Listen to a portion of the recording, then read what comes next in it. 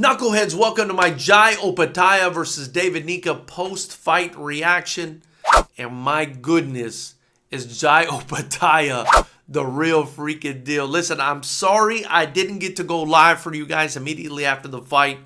Where I'm at, it was like 3 in the morning when this fight happened, so I just couldn't get it done. So that's why I'm making this video for you now. But I definitely wanted to cover and talk about this fight because it was a big fight. I think it was for the man at cruiserweight, and I think Jai Opetaia proved he's still the man at cruiserweight. Now, before we get into that, I did predict this fight. I thought it would go to decision, right? And I thought Jai Opetaia would win. Ignorant Behavior, my co-host on the podcast, where we go live every Monday at 6, thought this thing would not go past the 6th round, so credit to him.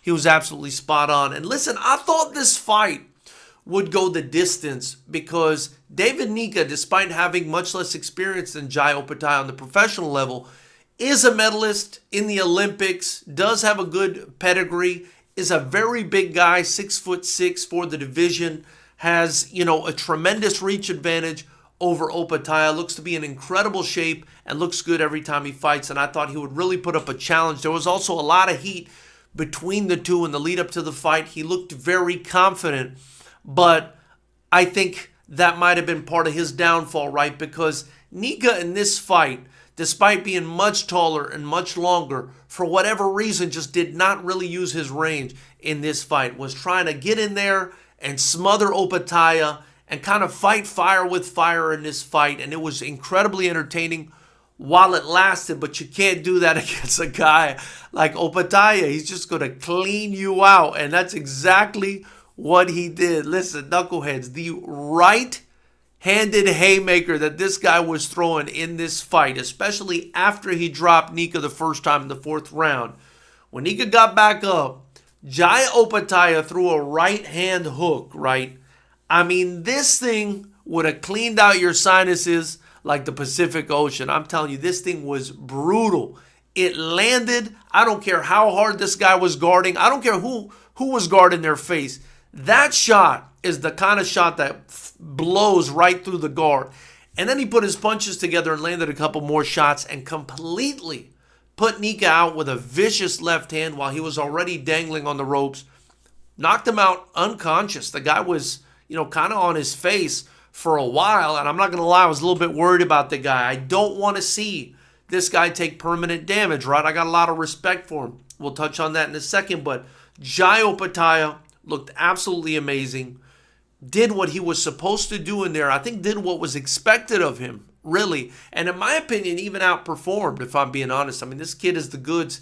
This kid is the real deal. I thought maybe Nyika might be able, again, to last the distance with him, but he could not. That being said, much credit to Nyika too, man. This was a fight he didn't have to take. The opponent pulled out on Opetaia at the last minute. He stepped up. He wanted to fight, and I think he did the right thing. Even though he got hurt pretty bad in there, I think he did the right thing despite having much less experience because, man, how often is it that guys get a title shot at the highest level? I mean, if you're a boxer, right, I assume you're either fighting for money or you're fighting for glory or both. And if you're fighting for glory or both, then you're not going to say no to a title opportunity, especially if you're confident in yourself the way Nyika is, and he appeared to be. Now, I will say this.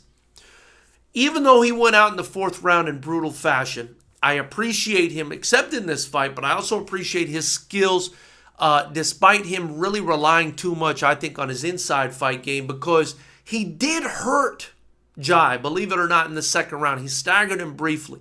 And I thought every time he had success in this fight was when he was using his range. As a matter of fact, if you look back at that 2nd round, it was a 3-punch combo at range that landed for him that staggered Opetaia. And I think that's where he could have had more success. I hope he goes back to the drawing board and learns from this because I do think, he could eventually become a really good fighter, maybe even a champion at some point in the division, especially if Jai moves up to heavyweight after unifying the cruiserweight division, assuming that's what he wants to do. But great fight, brutal fight. The Aussies and the New Zealanders brought it. Shout out to you guys, man. I mean, what a great fight community you guys have developed down there between MMA and boxing. And I'm really excited about Jai Opetaia, man. I mean, this kid is incredibly entertaining, must-see TV, and I want to see more of him. Knuckleheads, tell me what you think in the comment section below of this fight. Did you enjoy this fight? I thought it was incredible. Let me know what you think. After you do so, like this video, subscribe to the channel, join the channel. It's just $9.99 to help me continue to build the channel and try to drop daily content for you guys. And also, if you want to help some more, get you some FightersRep merch in the link below. I look forward to hearing what you guys have to say. I think this kid is the real deal. Let me know.